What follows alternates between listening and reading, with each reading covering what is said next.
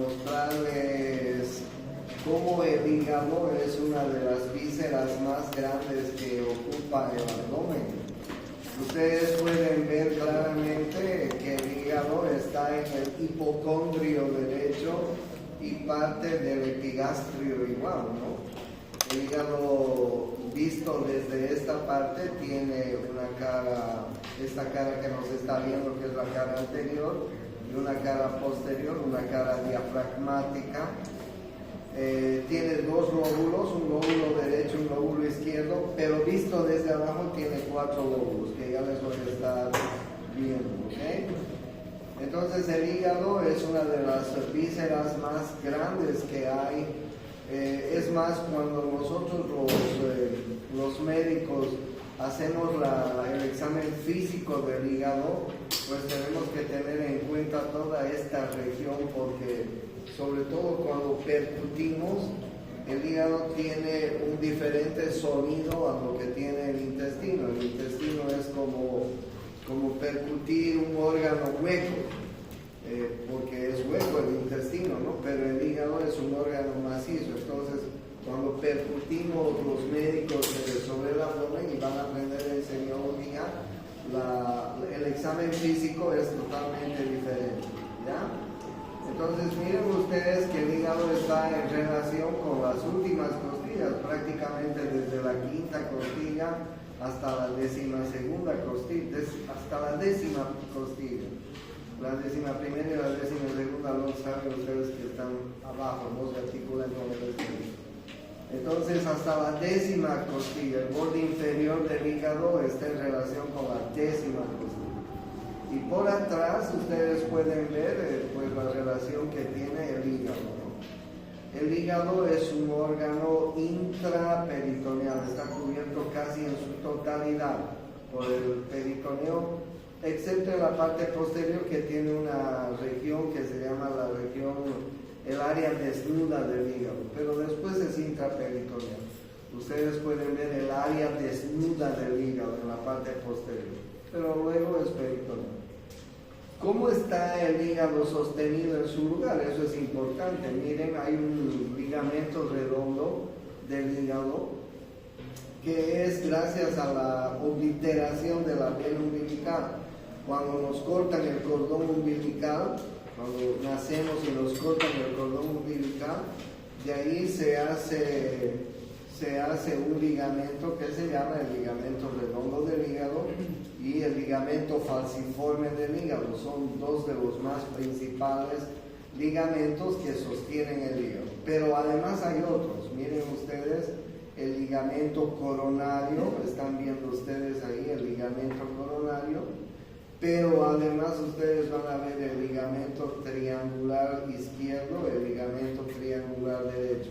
Este músculo que ustedes ven aquí arriba es el diafragma, ¿sí? Y miren ustedes, hay un ligamento que pega, que cuela, si quieren, que agarra el hígado hacia el diafragma, se llama el ligamento coronario. Miren el ligamento coronario, qué amplio que es. Y a los costados está el ligamento triangular izquierdo, el ligamento triangular derecho. Entonces, ligamento redondo del hígado. Hay que decir así, ligamento redondo del hígado, porque no se olviden que en la mujer hay el ligamento redondo del útero. Por eso hay que decirlo completo, para no confundir. El ligamento redondo del hígado, el ligamento falciforme, el ligamento coronario, el ligamento triangular derecho, el ligamento triangular izquierdo, son los ligamentos que sostienen al hígado en su lugar. Es muy pesado, pesa 1 kilogramo más o menos. Si lo vemos en esta posición que estamos viendo, ante lo posterior hay 2 lóbulos, el lóbulo derecho y el lóbulo izquierdo. Si lo vemos desde abajo, miren ustedes, hay 4 lóbulos. El lóbulo derecho, el lóbulo izquierdo, hacia adelante el lóbulo cuadrado y hacia atrás el lóbulo caudal. Fíjense ustedes que acá en la parte inferior, en el lóbulo inferior, se ha formado una especie de una letra H. Miren ustedes, esta es la letra H, más o menos, ¿no? una letra H. Entonces, el brazo, este es el lóbulo izquierdo, este es el lóbulo derecho. Este brazo anterior y del lado derecho de la letra H está ocupado por la fosa vesicular, porque ahí están viendo la vesícula biliar, ¿ok? El primer brazo. El segundo brazo está ocupado por el ligamento redondo. Este es el ligamento redondo que está en ese brazo de la letra H. En el tercer brazo del lado derecho está la vena cava inferior, miren ustedes, ¿ok? Y en el cuarto brazo está un ligamento que se llama ligamento venoso, ¿ok? Que está en relación con una vena que desemboca en la vena cava inferior. Entonces la letra H, fíjense, en el lado derecho de la letra H tenemos la vesícula biliar, la vena cava inferior, el ligamento redondo, en el lado izquierdo el ligamento redondo y el seno venoso. Y en el medio de la letra H tenemos esto que se llama el ilio hepático. ¿Ok? Entonces claramente ustedes pueden distinguir los 4 lóbulos que vemos en la cara inferior: el lóbulo derecho, el lóbulo izquierdo, el lóbulo cuadrado hacia adelante y el lóbulo caudado hacia atrás, para que más o menos se orienten. Bueno,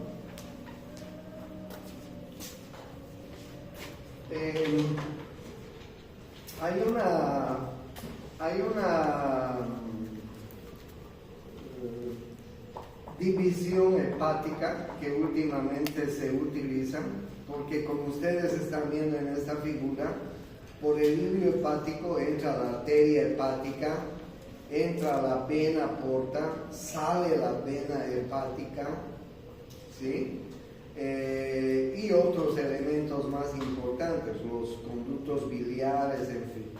Entonces, cuando esta triada de arteria, vena y conductos biliares entran en el hígado, se dividen más o menos como ustedes están viendo en la figura, ¿ya? Entonces, hay una arteria que entra al hígado que se llama la arteria hepática. ¿Qué está introduciendo la arteria hepática en el hígado? Sangre arterial, cargada de oxígeno. Porque enseguida les voy a mostrar cómo el hígado está lleno de células hepáticas que se llaman hepatocitos. Entonces la arteria hepática entra al hígado llevando sangre arterial. Dentro del hígado se forma una vena que se llama la vena hepática. La vena hepática es la encargada de sacar la sangre venosa del hígado, es decir, la sangre cargada de CO2. ¿Ok? La vena hepática inmediatamente sale del hígado, desemboca en la vena cava inferior. Por si acaso, la vena hepática que nace en el interior del hígado, una vez que sale del hígado, desemboca en la vena cava inferior. ¿Ok? Entonces, ¿cómo es la irrigación hacia el hígado? La arteria mete sangre arterial. La arteria es una rama de la aorta abdominal, enseguida les voy a mostrar. Entonces tienen que saber que la arteria hepática, rama de la aorta, está metiendo sangre. La vena hepática que se forma dentro del hígado está sacando la sangre venosa. Y esta vena, en cuanto sale del hígado, desemboca en la vena cava inferior. Pero hay otra vena también que entra al hígado, que es la vena porta, que como ustedes ya saben, ya les conté en la anterior clase, la vena porta está introduciendo sangre con nutrientes, productos de la absorción de los alimentos. ¿Ok?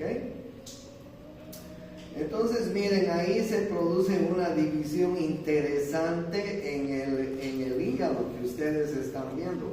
Prácticamente hay 1, 2, 3, 4, 5, 6, 7 segmentos, globulillos si quieren, segmentos, los vamos a llamar, ¿ya? Segmentos hepáticos. Y esta es por favor saquen una fotito para que aprendan de memoria a este cuadro.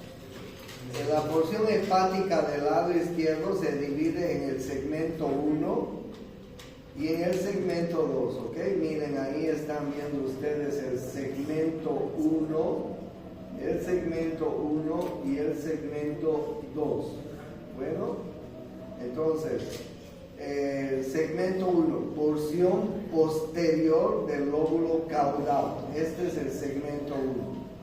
El lóbulo caudado es el lóbulo 1, ¿ya?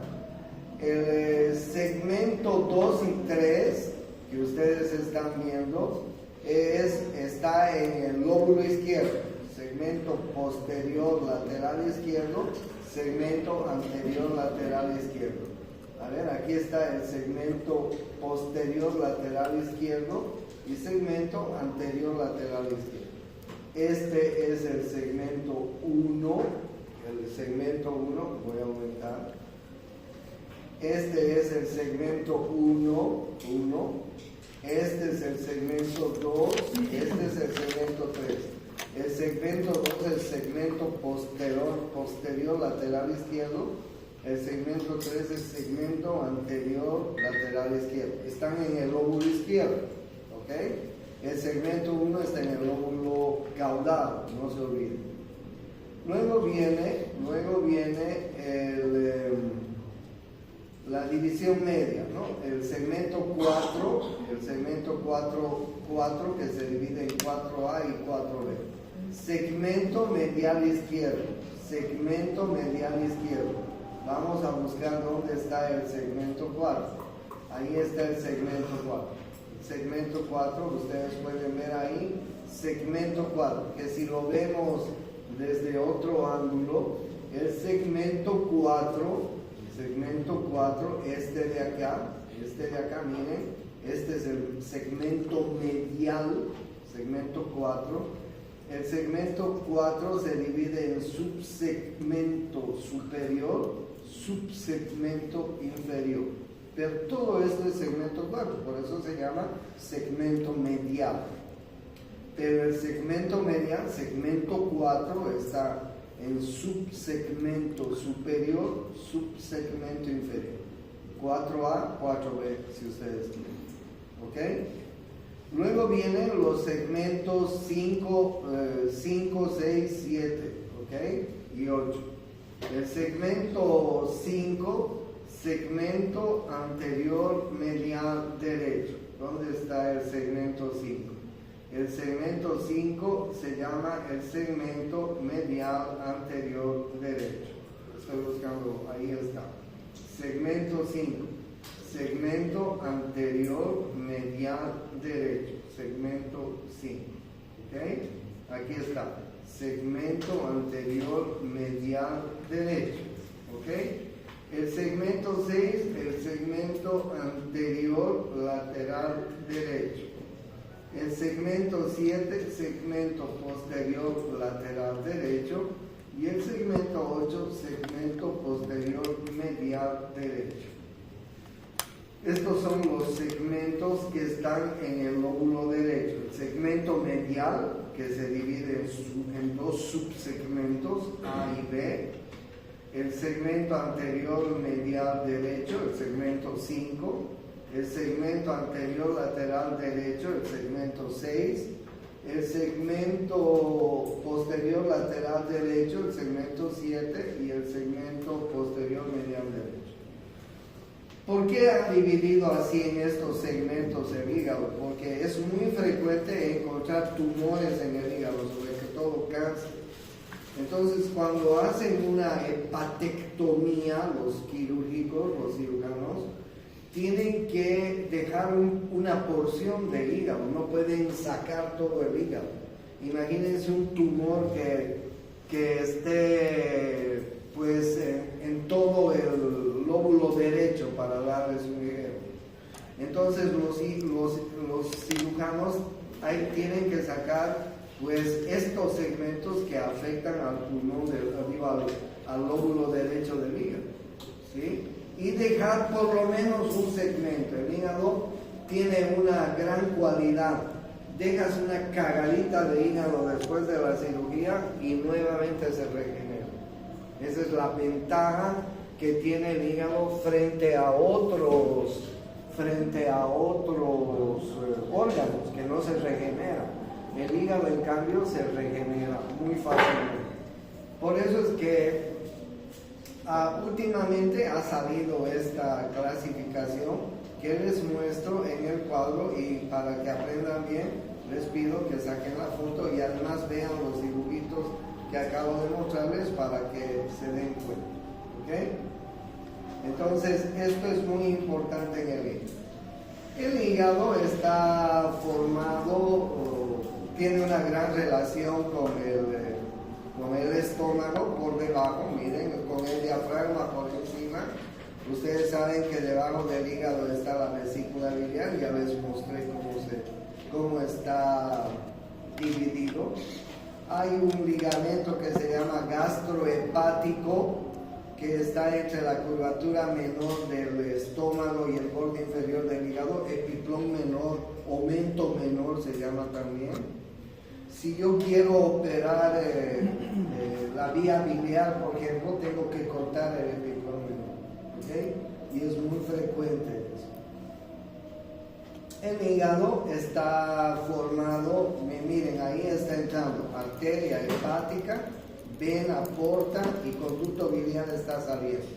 Y dentro del hígado se forma la vena hepática, que al salir del hígado desemboca en la vena cava inferior. Miren, esta triada que está entrando al hígado se llama la triada portohepática. No se van a olvidar si les preguntamos ¿cómo está formada la triada portohepática? La triada portohepática está formada por la arteria hepática, que está metiendo sangre oxigenada, por la vena porta, que está metiendo sangre con nutrientes, producto de la absorción, y está saliendo un conducto biliar, porque ustedes saben que dentro del hígado se forma la bilis, ¿ok? Dentro del hígado se forma la vena hepática, como ustedes están viendo. La vena hepática va a ser la encargada de sacar la sangre venosa del hígado hacia el corazón.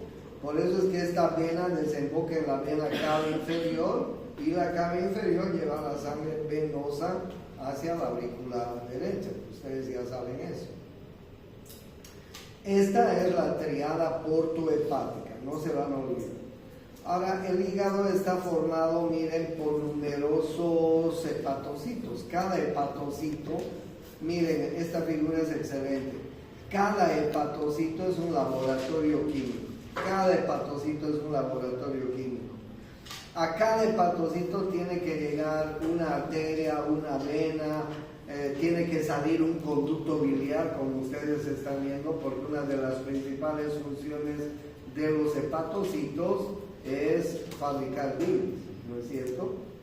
Tengo una diapositiva para mostrarles cuáles son las funciones del hígado, súper interesante. Miren ustedes en la figura.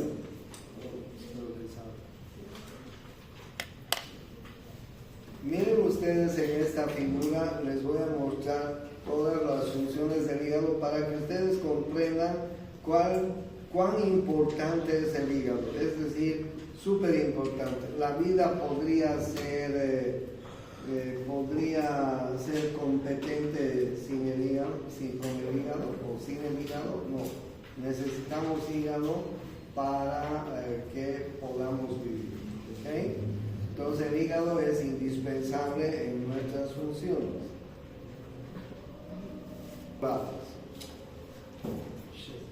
Bueno, miren ustedes lo que hace el hígado, ¿no? Metabolizan los carbohidratos. En esta figura ustedes pueden ver, metabolizan los carbohidratos. En fisiología van a aprender cómo metabolizan los carbohidratos. Hay 3 procesos que hace el hígado con los carbohidratos ahí adentro, en cada hepatocito, que se llaman gluconeogénesis, glucogénesis, glucogenogénesis. ¿Sí? Administra los carbohidratos para hacerles, metaboliza los carbohidratos para hacerles más claros. ¿Okay? Metaboliza los lípidos, síntesis de colesterol y producción de triglicéridos. Miren, metaboliza los lípidos, metaboliza las proteínas y además produce proteínas que contiene la sangre, como la albúmina, como la globulina, como las lipoproteínas, etc. ¿Okay? Miren ustedes, sintetiza factores de coagulación. Casi todos los factores de coagulación están sintetizados en el hígado. ¿Okay? Neutraliza las toxinas de fármacos y de la hemoglobina.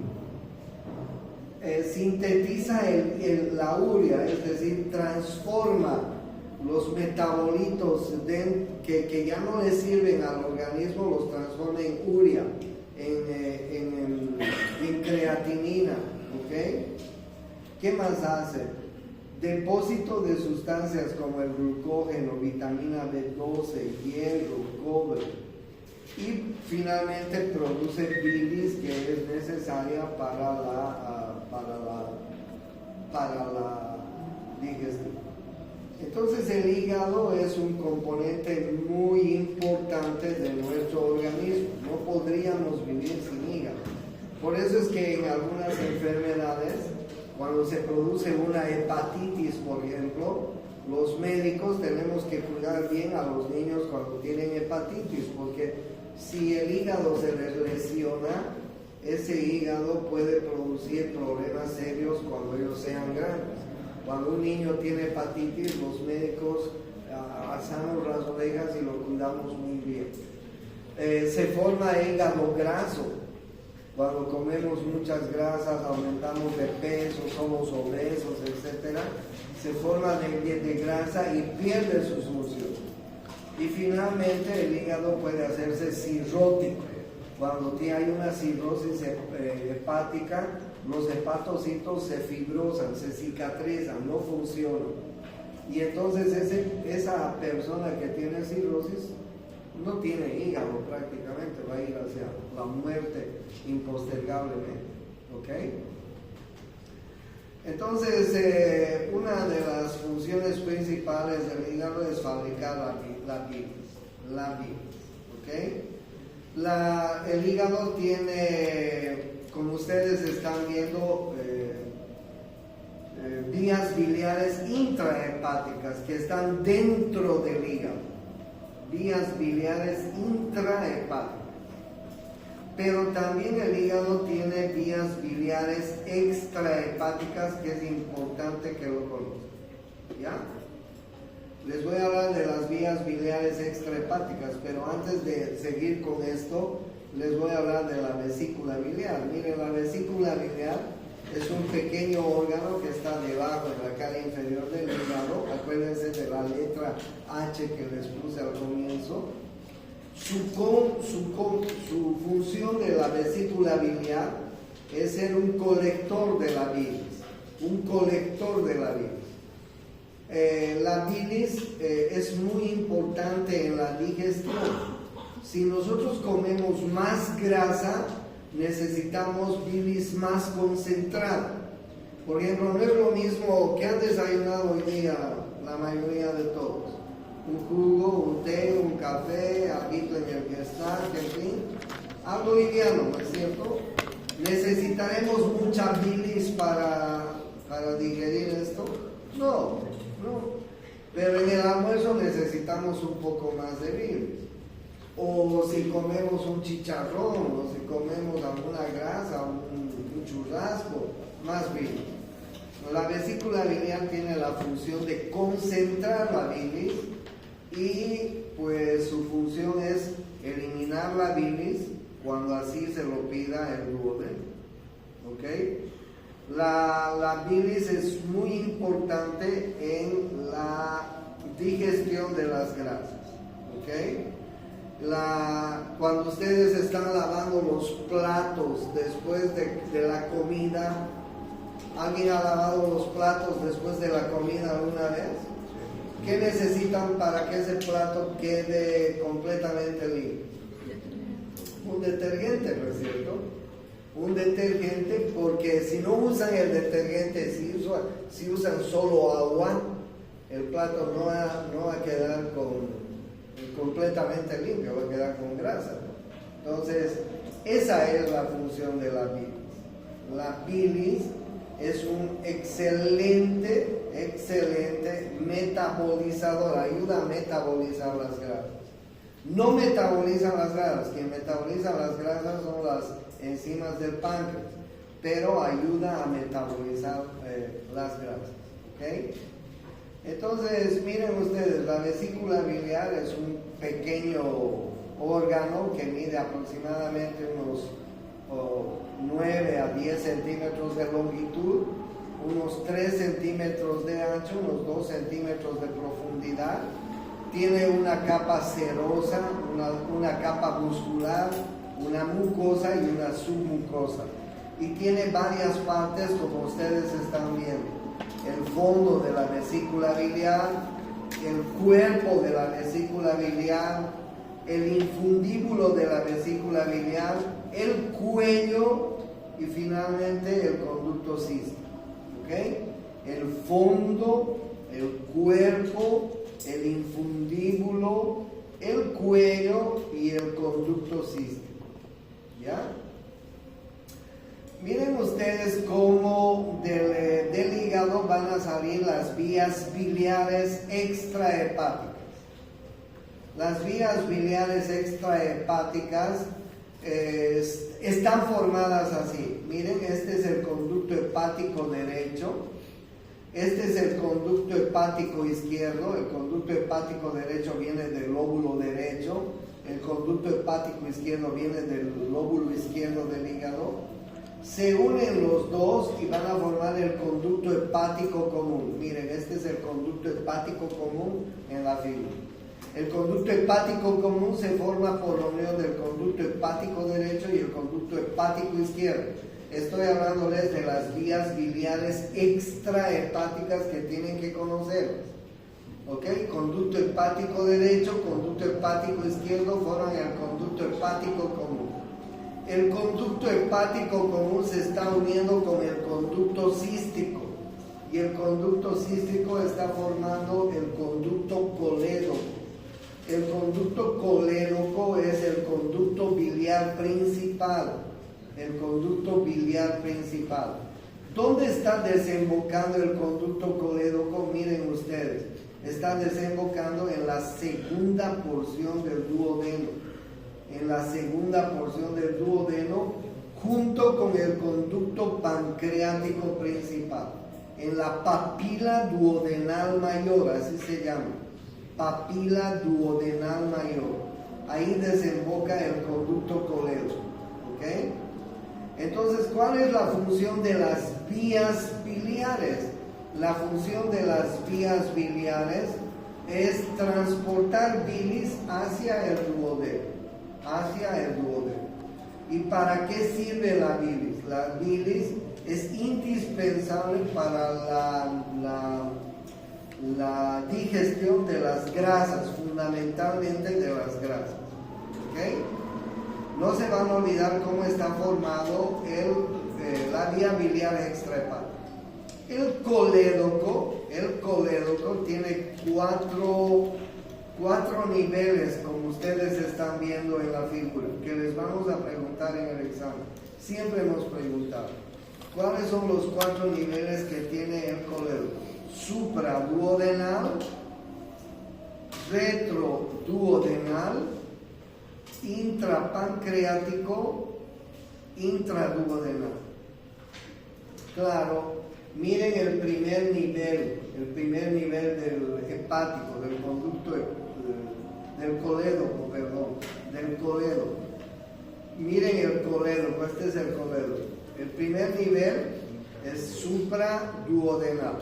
por encima del duodeno, esta cagadita que ven acá. El segundo nivel del conducto colédoco está detrás del duodeno, es retroduodenal. La tercera fase es, o el tercer nivel, si quieren, intrapancreático, dentro del páncreas. Y el cuarto es intraduodenal.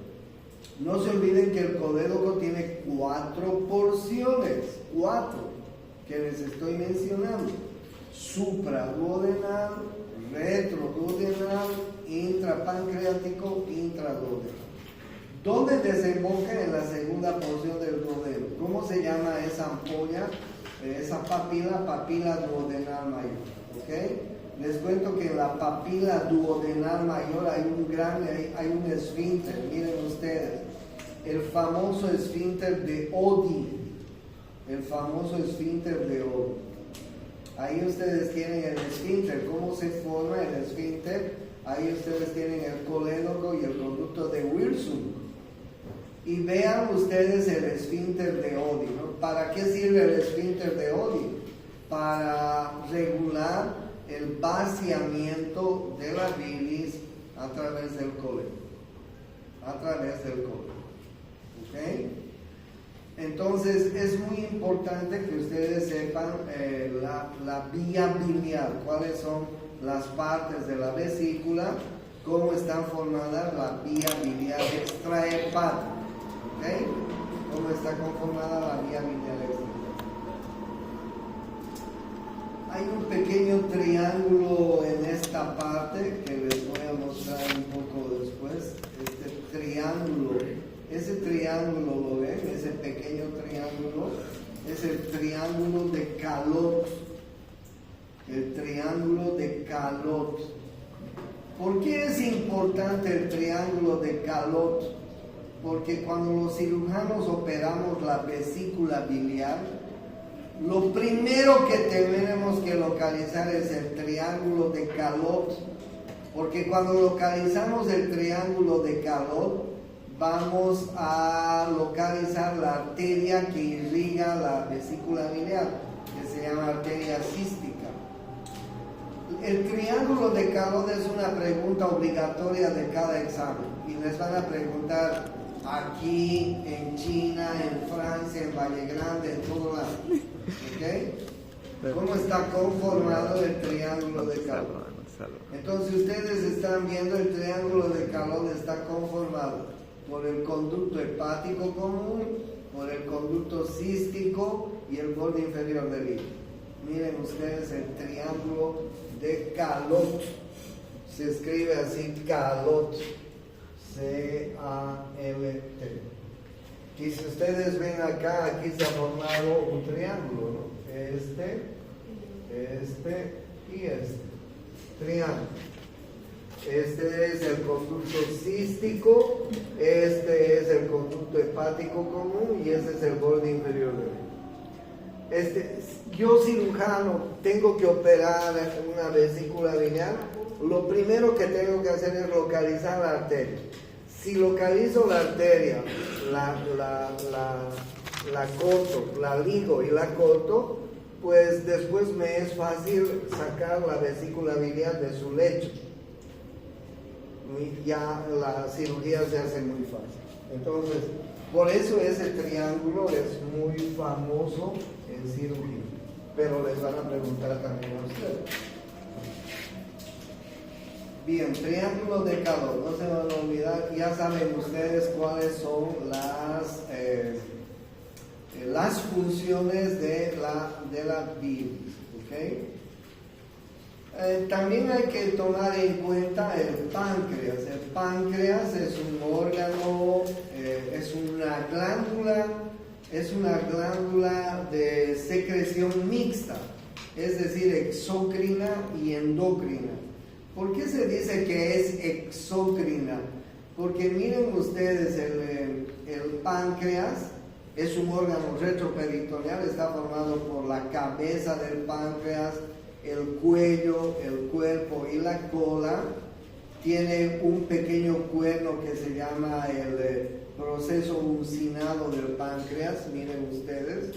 la cabeza y su pequeño cuerno, que se llama el proceso usinado. Luego viene el cuello, el cuerpo y la cola. Miren la cola del páncreas. Mide aproximadamente unos 12 a 15 centímetros el páncreas, nada más. Es decir, es pequeñito, no es tan grande. La cola llega a tener relación con el vaso. Miren ustedes, es un órgano retroperitoneal. Les decía, el páncreas está formado por unos pequeños acinos, parecen racimos de uvas, que en lugar de decir racimos, los anatomistas han dicho acinos, ¿ok? Acinos. Y cada acino está formado por células pancreáticas. Miren ustedes, cada acino tiene una célula pancreática, ¿ok? Y estos acinos pancreáticos tienen la función de fabricar líquido pancreático. ¿Sí? El páncreas fabrica líquido pancreático, ¿no es cierto? Cada uno de estos pequeños acinos están formados por pequeñas células, y cada una de esas células desemboca, miren ustedes en esta figurita cómo les muestro de bien, cada una de esas pequeñas células y de esos acinos va a ir a desembocar en el conducto principal. Y de esta manera se forma el jugo pancreático. Miren ustedes dónde desemboca el conducto pancreático principal o conducto de Wilson. ¿Dónde desemboca? Díganme ustedes dónde desemboca. En la segunda porción del duodeno, en la papila duodenal mayor. ¿Junto con quién? Junto con el colédoco, el conducto pancreático principal. ¿Ok? Papila duodenal mayor, no se olviden. Pero les cuento que el páncreas tiene un segundo conducto que se llama, miren, el conducto accesorio de Santorini. Este conducto pancreático de Santorini desemboca en la segunda porción del duodeno, en la papila duodenal menor, en la segunda porción, un poquito más arriba de la papila duodenal mayor. Miren, aquí está la papila duodenal mayor y aquí encima está la papila duodenal menor. En la papila duodenal menor desemboca el conducto de Santorini, ¿ok? No se van a olvidar, este conducto pancreático accesorio de Santorini es un conducto que va a desembocar el jugo pancreático de la cabeza fundamentalmente. Y el conducto principal lleva el jugo pancreático del cuerpo, del cuello, de la cola, en fin. ¿Ok? ¿Qué contiene el jugo pancreático? El jugo pancreático contiene enzimas pancreáticas. Enzimas pancreáticas como la amilasa y como la lipasa, que son unas enzimas súper poderosas. Les cuento que una vez cuando yo era residente de cirugía, tuve la oportunidad de ver una autopsia a un paciente que había muerto de una pancreatitis necrohemorrágica. Cuando hay una pancreatitis, el páncreas se inflama demasiado y ese jugo pancreático rebalsa el páncreas y sale como pompas de jabón hacia todo el exterior del páncreas. Cuando le hicimos la autopsia a este paciente, este jugo pancreático es tan corrosivo que había perforado la pared posterior del estómago, porque está justamente detrás del estómago el páncreas. Había perforado el duodeno, había perforado la vena cava, había perforado la aorta. Porque ese jugo pancreático es súper corrosivo. Si un paciente que tiene pancreatitis es un paciente grave. los médicos tenemos que esforzarnos para curarlo porque es un paciente con una enfermedad grave. Y el líquido, el jugo pancreático es súper corrosivo, tiene unas enzimas. La amilasa sirve para degradar carbohidratos y la lipasa sirve para degradar grasas. O sea, si al duodeno ha llegado un alimento que aún no se ha degradado, está jodido en el duodeno, porque en el duodeno se va a encontrar con la bilis y con el jugo pancreático. Y la bilis y el jugo pancreático van a degradar lo que queda de alimentos que todavía no han sido degradados. ¿Ok? Por esa razón se le llama al páncreas una glándula exócrina. Una glándula exócrina. ¿Ok? Porque es fabricante del jugo pancreático y además este jugo pancreático desemboca en un conducto en la segunda porción del duodeno. Pero les cuento que hace muchos años atrás hubo un médico que se llamó Langerhans y que descubrió que el páncreas, además de los acinos y de las células pancreáticas normales que les estaba comentando, él vio que había unas células diferentes que formaban parte de pequeñas islas que habían en el páncreas. Miren, pequeñas islas que estaban diseminadas en el páncreas. ¿Ok? La ciencia a estas islas les llamó los islotes de Langerhans. Y estos islotes de Langerhans descubrieron que tenían 3 tipos de células: las células alfa, las células beta y las células gamma. Descubrieron que los islotes de Langerhans no fabricaban ningún líquido ni nada de eso, fabricaban hormonas. Las células alfa fabrican el glucagón. Las células beta fabrican la insulina. Y las células gamma la somatostatina.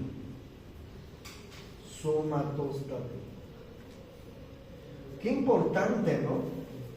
Descubrieron además que en algunos pacientes, en algunos enfermos que han crecido últimamente, las células beta no fabrican bien la insulina.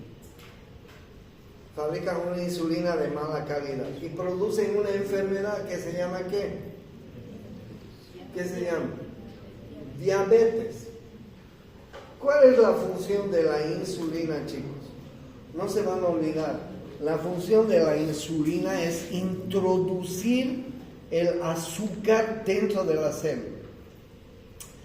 La insulina abre unas compuertas que tiene la pared celular, la membrana celular, abre unas compuertas y a través de esas compuertas introduce el azúcar dentro de la célula.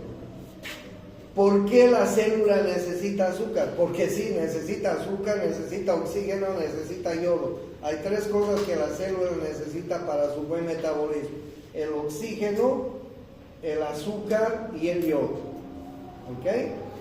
Así como el auto necesita combustible, necesita aceite y alguna vez agüita, ¿no? En el radiador. De la misma manera nuestras células necesitan eso. Entonces hay algunos pacientes que tienen una insulina de mala calidad. Bueno, el páncreas está fabricando células beta, o tiene células beta que fabrican insulina de mala calidad. Entonces, bien, la función del glucagón es bajar los niveles de glicemia en la sangre. Al revés. La función del glucagón es subir los niveles de glicemia en la sangre. El rango normal de glicemia en la sangre es de 80 a 100 miligramos por ciento. ¿Ok? Si un paciente tiene 110 miligramos por ciento para arriba, es diabetes. ¿Listo? Entonces el glucagón tiene la función de elevar el azúcar cuando está disminuido en la sangre. La insulina, ¿para qué sirve? Para bajar el azúcar en la sangre. Es más, utilizamos insulina en los diabéticos. Y la somatostatina controla a las dos anteriores hormonas.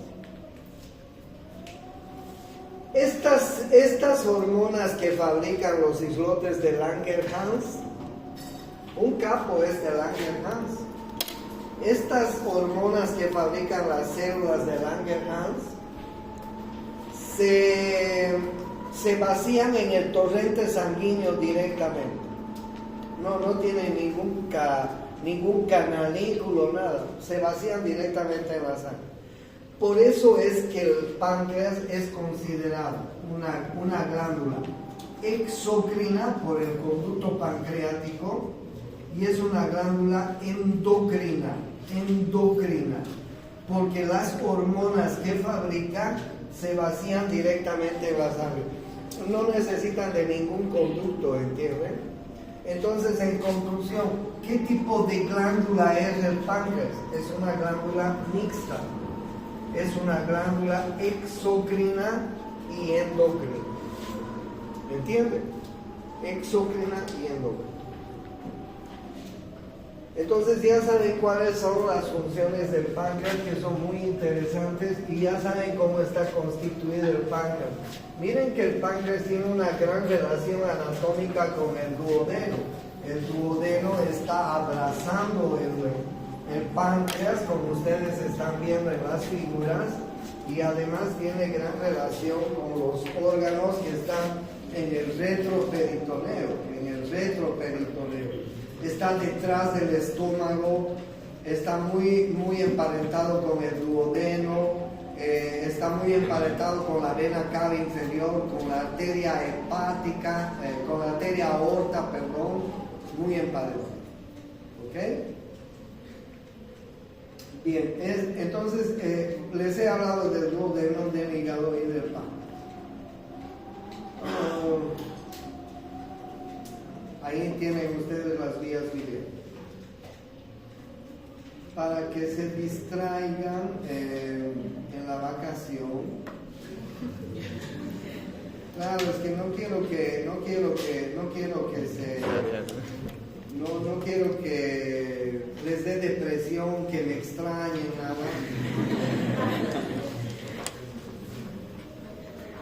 Quiero que estén distraídos. Les voy a hablar de la irrigación, muy cortito de la irrigación, porque ustedes tienen que aprender. Miren ustedes, esta es la aorta abdominal. La aorta pasa el agujero aórtico, la aorta torácica pasa el agujero aórtico y se convierte en aorta abdominal. Y la aorta abdominal tiene varias ramas que ustedes están viendo en esta figura, que son muy importantes. Vamos a ver las ramas laterales de la aorta abdominal, ¿ok? Miren la primera rama. La primera rama de la aorta abdominal se llama arteria frénica o diafragmática inferior. Ahí ustedes están viendo la arteria diafragmática inferior. Pero ojo, la arteria diafragmática inferior está yendo a irrigar el diafragma, obviamente, como ustedes ven. Pero además va a dar unas ramas a la glándula suprarrenal, que se llaman las arterias suprarrenales superiores.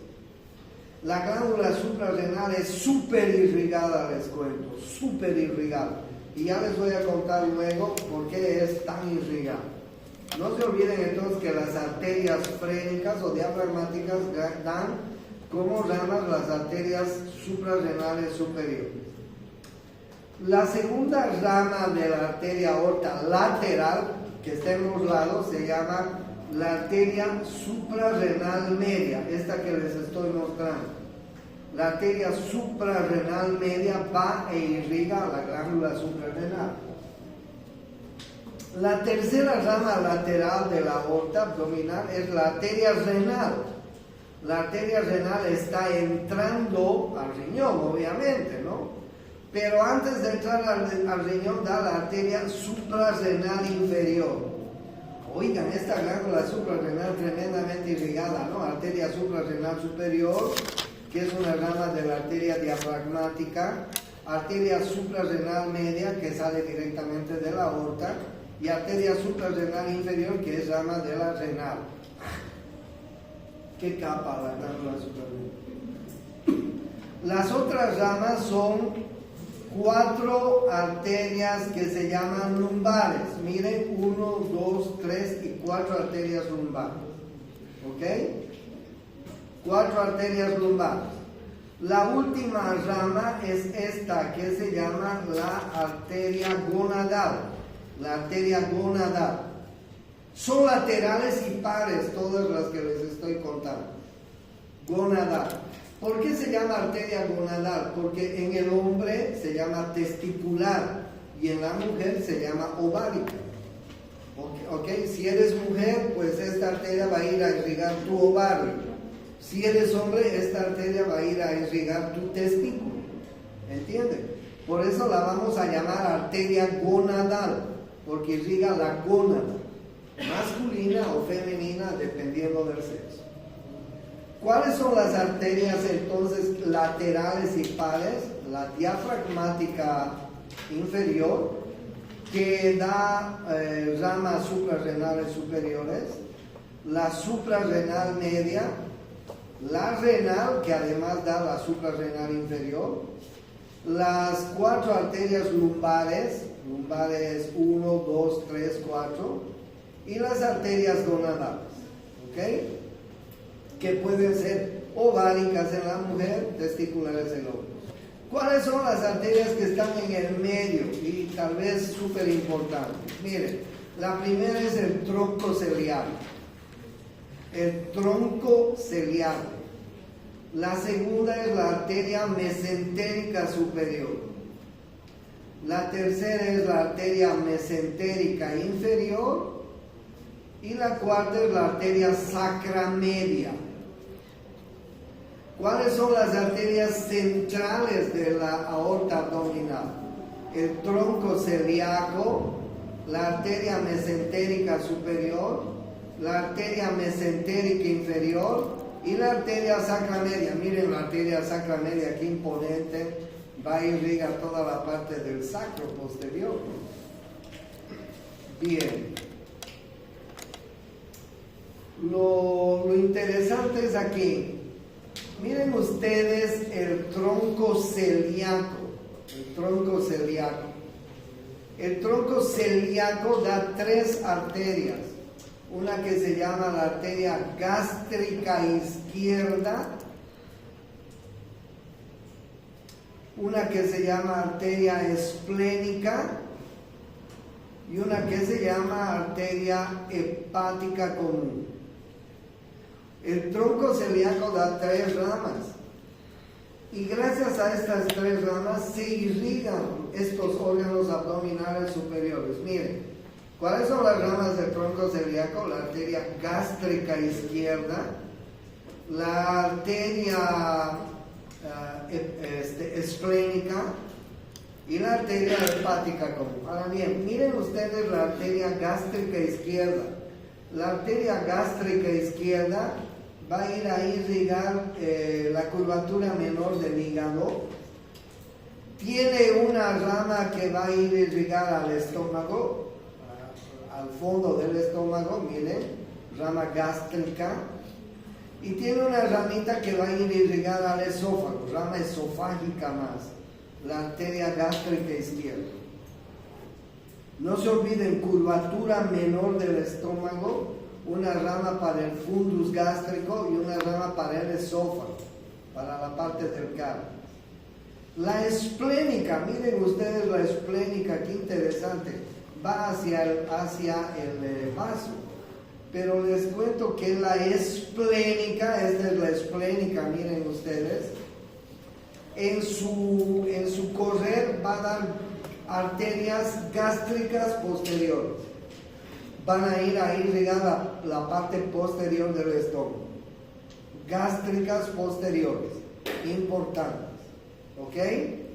arterias gástricas posteriores, irrigan la pared posterior. ¿Qué más da la arteria esplénica? Da arterias pancreáticas. Miren ustedes las arterias pancreáticas, que vienen a irrigar el cuerpo y la cola del páncreas. Qué importante, ¿no? Arterias pancreáticas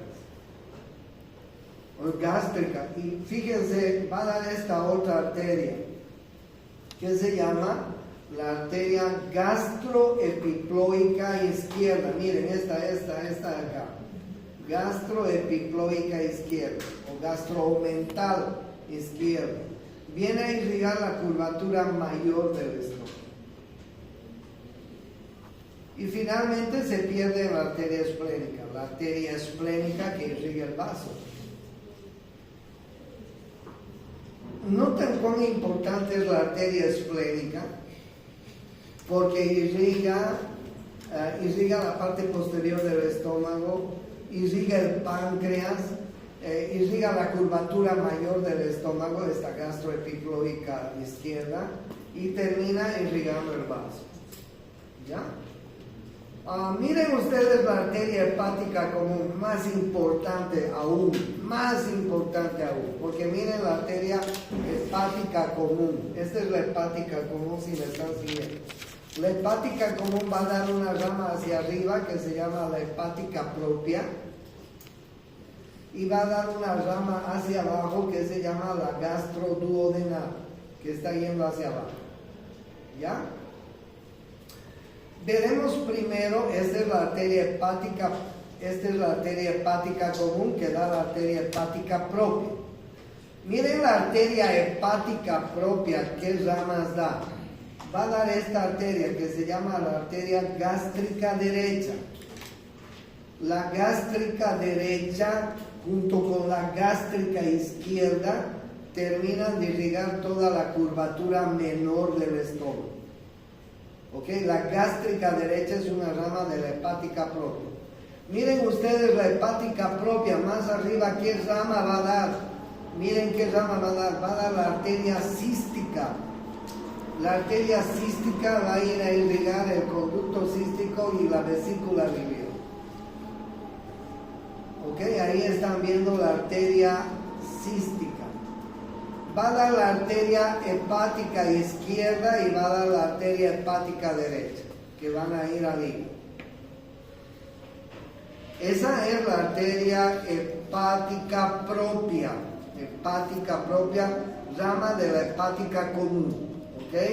La hepática propia da la arteria gástrica derecha, da la arteria cística, da la arteria hepática izquierda, da la arteria hepática derecha. En realidad la arteria cística es una rama de la hepática izquierda. ¿Ok? La hepática izquierda al entrar al hígado, antes de entrar al hígado, va a dar la arteria cística. ¿Ok? Hacia abajo, miren, hacia abajo va a dar la arteria gastroduodenal, que está yendo al estómago y al duodeno sobre todo. Pero esta arteria gastroduodenal va a dar algunas otras arterias. Miren ustedes, gastroduodenal, va a dar esta arteria, esta que ustedes están viendo acá, que se llama la pancreático duodenal superior. Pancreático duodenal superior, que se divide en ramas anterior y posterior. No sé si hay alguna figura así. Miren ustedes, esta es la arteria gastroduodenal. ¿Ya? La gastroduodenal va a dar la arteria pancreático duodenal superior, que se divide en ramas anterior y posterior. Esas pancreático duodenal superior, como ustedes están viendo, viene a irrigar el páncreas, el cuerpo, la cabeza del páncreas y el duodeno. Por eso se llama pancreático duodenal superior, rama anterior, rama posterior. ¿Ok? Y finalmente esta arteria gastroduodenal va a dar esta arteria, la gastroepiploica derecha o gastroomental derecha, que junto con la gastroepiploica izquierda van a terminar de irrigar la curvatura mayor del estómago. El tronco celíaco es súper importante. Tienen que aprenderlo de memoria.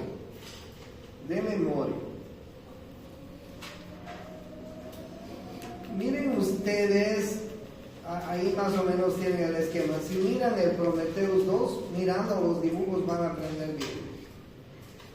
Miren ustedes la arteria mesentérica superior. Miércoles, la arteria mesentérica superior es poderosísima. La primera rama de la arteria mesentérica superior se llama pancreático duodenal inferior, que da dos ramas, una anterior y otra posterior. La pancreático duodenal inferior se anastomosa con la pancreático duodenal superior. Casi siempre hemos preguntado por qué arterias se anastomosan el tronco celíaco con la arteria mesentérica superior. La respuesta es: el tronco celíaco se anastomosa con la arteria mesentérica superior a través de las arterias pancreático-duodenal superior, rama del tronco celíaco, de la arteria gastroduodenal, de la arteria hepática común, y con la arteria pancreático-duodenal inferior, que es rama de la arteria hepática común, de la arteria mesentérica superior. Esta es la arteria mesentérica superior. ¿Cuál es su primera rama? La arteria pancreático-duodenal inferior, que tiene dos ramas, anterior y posterior, que se anastomosa con la arteria pancreático-duodenal superior, que viene de la arteria gastroduodenal. Miren ustedes la segunda rama, son arterias yeyunales e iliales. O sea, la arteria mesentérica superior irriga los 7 metros que hay de intestino delgado, porque dan arterias yeyunales e iliales.